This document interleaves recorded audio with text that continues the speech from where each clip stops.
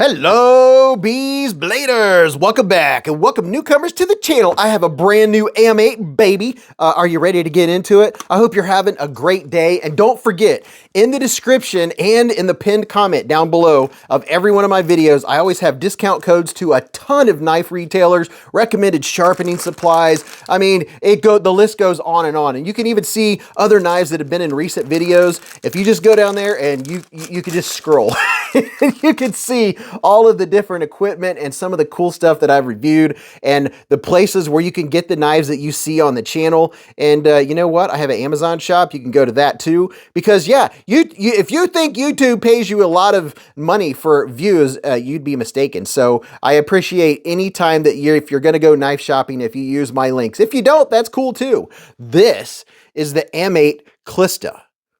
Would you look at it?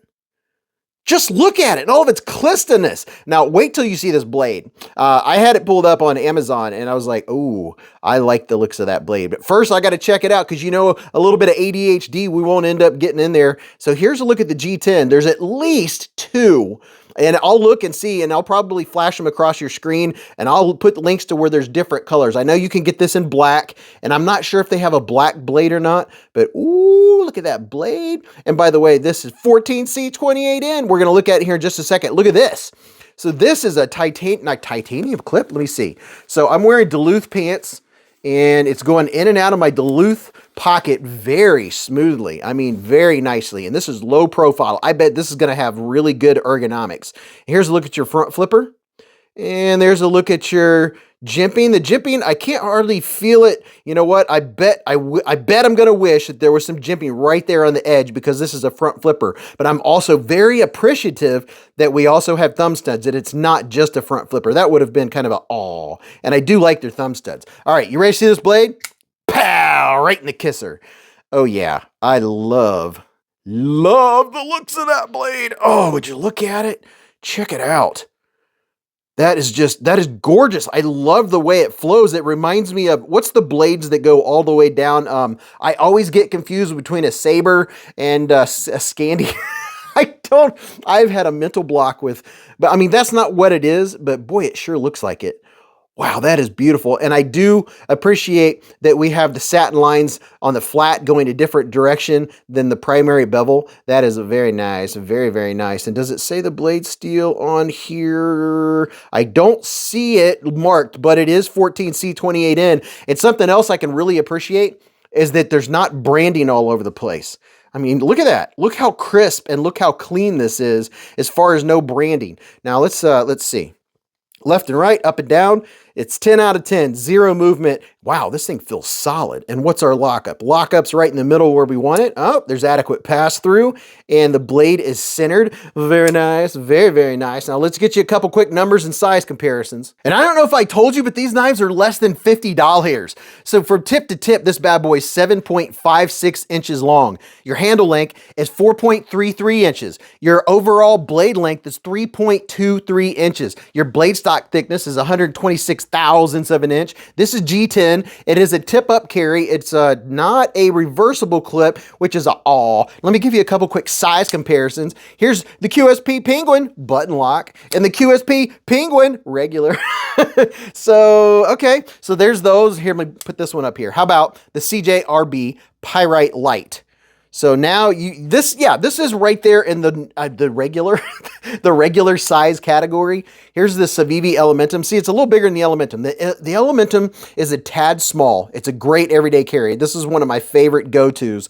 That means this one here is probably, oh yeah, and we have this choil up here. That means it's probably going to be really comfy in the hand. My hand's 4 inches from here to here, 3.5 from here to here, and from the bottom of my palm to the tip of my middle finger is 7.25. Let's see how this bad boy feels. And just from handling it, so, oh, yep. I had a really strong inkling that this was going to be comfy in the hand. We'll check out the deployment here in just a second. So, oh yeah, this is comfy, no hot spots. Everything's rounded off really nicely. The G10 is rounded off, kind of crowned.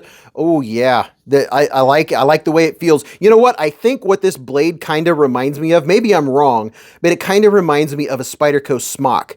I think it's just kind of like in that blade shape category. Maybe that's why I like the looks of it, because the smock is on my wish list. Let's see. Oh, okay. So it's easy to get in there.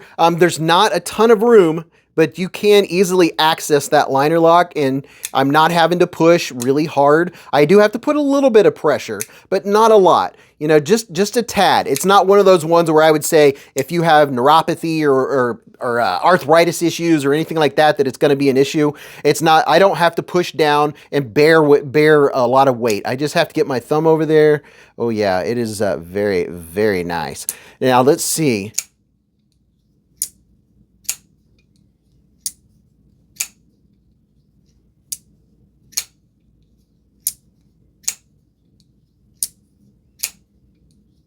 Ooh, I really like the sound of that on the close.